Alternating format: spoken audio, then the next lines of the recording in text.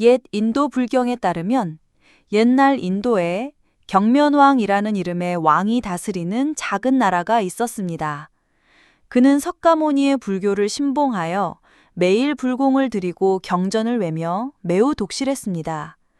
그러나 당시 나라에는 여러 신흥 종교와 무속 신앙이 유행하여 대부분의 신하와 백성들이 그들의 교설에 현혹되어 인심이 혼란스럽고 옳고 그름을 분별하지 못하여 나라를 다스리는데 큰 어려움이 있었습니다. 경면왕은 백성들이 모두 불교에 귀의하기를 간절히 바랐고 그래서 한 가지 묘안을 생각해냈습니다. 바로 장님 코끼리 만지기의 비유를 통해 그들을 교화하고 유도하는 것이었습니다. 경면왕은 시신에게 완전히 눈먼 맹인들을 왕궁으로 데려오너라 라고 명령했습니다. 사자는 곧 맹인들을 모아 왕궁으로 데려왔습니다. 사자가 궁전으로 들어가 경면왕에게 아뢰었습니다. 대왕마마, 분부하신 맹인들을 이미 대전 앞에 데려왔습니다. 경면왕이 말했습니다. 내일 아침 일찍 맹인들을 코끼리 우리로 데려가서 각자 코끼리 몸의 한 부분만 만지게 하고 곧바로 왕궁 앞 광장으로 데려오너라. 다음 날 오전, 경면왕은 모든 대신과 수만 명의 백성들을 왕궁 앞 광장에 모이게 했습니다. 웅성거리는 사람들은 귓속말을 주고받으며 국왕이 어떤 중대한 일을 발표할지 아무도 알지 못했습니다. 잠시 후 사자가 맹인들을 이끌고 경면왕의 높은 자리 앞으로 다가오자 광장의 사람들은 일순간 조용해졌습니다. 경면왕이 맹인들에게 물었습니다. 여러분 모두 코끼리를 만져보았습니까? 맹인들은 일제히 대답했습니다. 네, 코끼리를 만져보았습니다. 경면왕이 다시 말했습니다. 각자 코끼리가 어떻게 생겼는지 설명해 보시오. 코끼리 다리를 만진 맹인이 먼저 나서서 말했습니다. 현명하신 국왕폐하께 어려웁니다. 코끼리는 마치 커다란 원형 페인트통 같습니다. 코끼리 꼬리를 만진 맹인은 말했습니다. 대왕마마, 코끼리는 빗자루 같아야 합니다. 코끼리 배를 만진 맹인은 말했습니다. 대왕마마, 코끼리는 큰 북과 같습니다. 이어서 코끼리 머리를 만진 맹인은 코끼리가 큰 국자 같다고 했고 코끼리 상어를 만진 맹인은 코끼리가 솥불 같다고 했으며 코끼리 꼬리 뒷부분을 만진 맹인은 코끼리가 지팡이 같다고 했습니다. 코끼리 귀를 만진 맹인은 코끼리가 키와 같다고 말했습니다. 마지막으로 코끼리 코를 만진 맹인이 말했습니다. 현명하신 대왕마마, 코끼리는 정말 굵은 밧줄 같습니다. 맹인들은 몇 무리로 나뉘어 시끄럽게 다투고 논쟁을 멈추지 않으며 모두 자신이 옳고 다른 사람의 말은 틀리다고 주장했습니다. 그들은 또다시 경면왕 앞으로 나와 다투며 말했습니다. 대왕마마, 코끼리의 모습은 정말 제가 바란 것과 같습니다. 이때 그 자리에 있던 신하와 백성들은 이를 보고 모두 크게 웃음을 터뜨렸고 경면왕도 의미심장하게 사람들을 바라보며 웃었습니다. 그러자 국왕은 웃으며 모두에게 말했습니다. 맹인들이여 맹인들이여 어찌하여 옳고 그름을 다투는가? 너희는 코끼리의 전체 모습을 보지 못하고 스스로 전체를 얻었다고 생각하는데 이는 마치 불법을 들어본 적이 없는 사람이 스스로 진리를 얻었다고 생각하는 것과 같다. 이어서 국왕은 신하와 백성들에게 말했습니다. 여러분은 얄팍한 삿된 이론을 믿고 실질적이고 전체적인 불법 진리를 탐구하지 않는 것이 저 맹인들이 코끼리를 만지는 것과 무엇이 다르겠는가? 맹, 눈이 먼 사람, 맹인, 인, 사람, 모, 만지다, 더듬다, 상, 코끼리.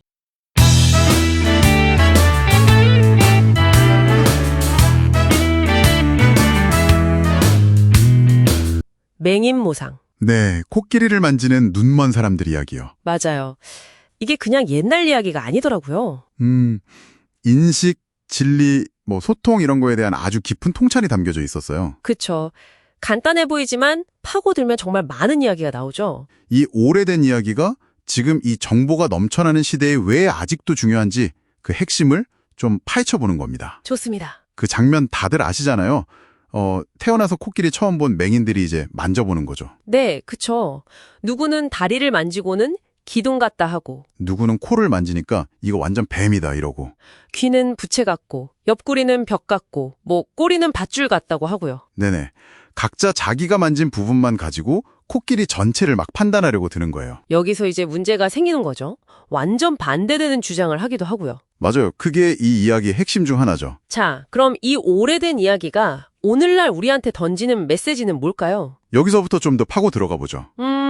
일단 이 이야기의 기원은 고대 인도까지 거슬러 올라가는데요. 아, 인도요? 네, 불교, 힌두교, 자이나교 같은 여러 종교 경전에서 다 나타나요. 그 시기도 기원전 1000년 아니면 그 이전일 수도 있다는 거죠. 와, 생각보다 훨씬 오래됐네요. 그쵸.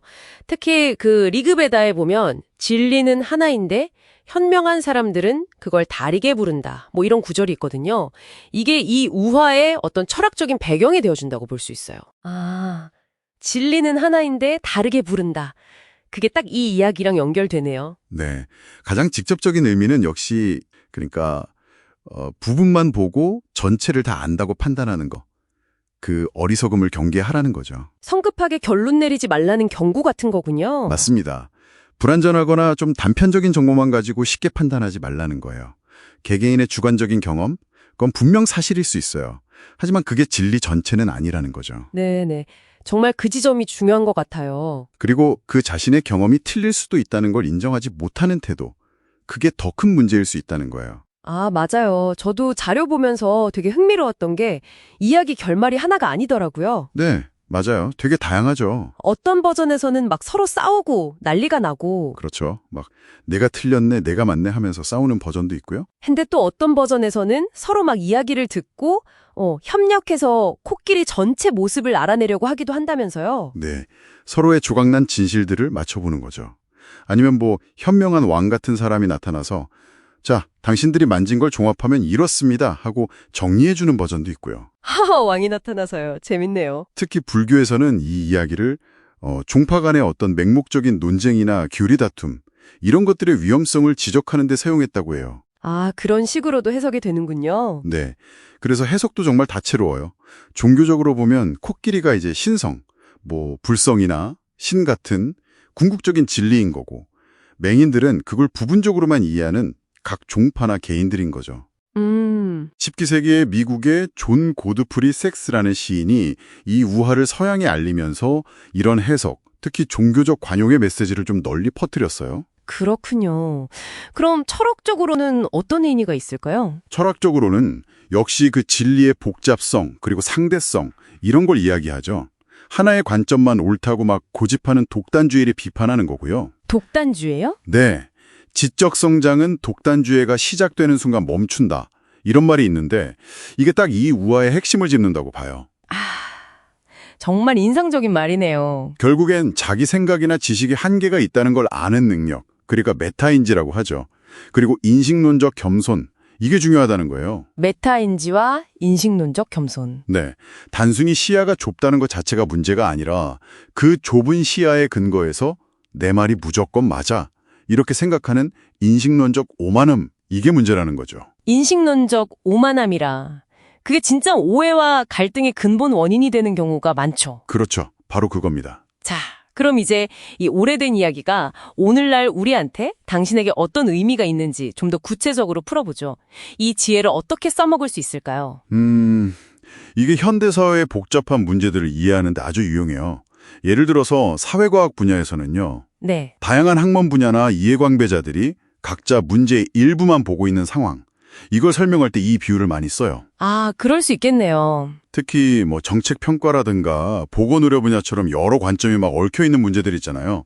이걸 까다로운 문제들, 영어로는 wicked problems라고 부르는데 wicked problems. 까다로운 문제들. 네, 이런 걸 다룰 때 왜 단편적인 시각을 넘어서는 통합적인 접근이 필요한지 그걸 이 우화가 아주 명확하게 보여주는 거죠. 코끼리처럼 너무 크고 복잡하니까요. 그래서 여러 분야의 전문가들이 협력해야 하는 거군요. 맞습니다.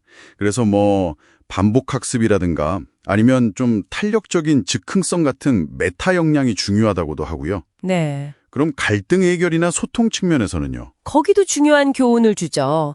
많은 갈등이 결국 내 코끼리, 즉, 내 관점만이 옳다고 여기는 그런 옹졸함에서 시작된다는 걸 보여주잖아요. 네, 그렇죠. 그러니까 다른 사람 의견도 좀 귀 기울여 듣고 저게 더 나은 아이디어 같은데? 하면 받아들일 준비가 되어 있는 그런 유연성, 이게 필요하다는 거죠. 문화 간 차이를 이해할 때도 도움이 되고요. 듣고 보니 정말 다방면에 적용될 수 있는 이야기네요. 심지어는 의식같이 설명하기 어려운 현상을 이해하려는 시도에도 비유되기도 해요. 의식이요? 그건 좀 의외인데요? 네. 우리가 의식을 직접 경험은 하지만 우리 감각이나 과학적인 도구로는 그 전체 실체를 파악하기가 어렵잖아요. 마치 맹인들이 코끼리를 더듬는 것처럼요. 아, 그렇게 보니까 또 이해가 가네요. 참 신기합니다. 네. 자, 그럼 정리를 좀 해볼까요? 맹인 모상 이야기는 단순한 옛날 이야기가 아니라 이 복잡한 현실을 헤쳐나가는 데 필요한 일종의 도구 같다는 생각이 드네요. 맞습니다. 우리 각자의 시야가 제한적이라는 걸 인정하는 겸손함, 또 다른 관점에 귀 기울이는 열린 마음, 그리고 함께 전체 그림을 보려는 협력, 이런 것들의 중요성을 계속 일깨워주는 거죠. 그 부분들이 어떻게 연결되는지를 파악하는 지혜, 이걸 강조하는 거예요. 그리고 거기에는 다른 사람의 경험을 이해하려는 공감, 이런 윤리적인 차원도 들어있고요. 정확합니다. 결국 이 우화는 세상을 이해하려는 우리 모두가 어느 정도는 눈먼 사람과 같다는 사실을 인정하라는 메시지를 던지고 있는 거죠. 네, 우리 모두 눈먼 사람이다. 바로 그 지점에서 마지막으로 당신에게 한번 생각해 볼 만한 질문을 던져드리고 싶어요. 네, 어떤 질문인가요? 만약 우리의 이해가 본질적으로 이렇게 제한적이라면 당신이 현재 이것만은 절대 확실해 라고 굳게 믿고 있는 것들 중에 실은 당신이 아직 완전히 파악하지 못한 더 큰 코끼리의 일부일 뿐인 건 없을까요? 아, 이번 주에 당신이 중요하게 생각하는 어떤 주제에 대해서 의식적으로 코끼리의 다른 부분을 한번 찾아보는 건 어떨까 제안해 봅니다. 네, 코끼리의 다른 부분을 찾아보기. 아주 좋은 질문인 것 같습니다.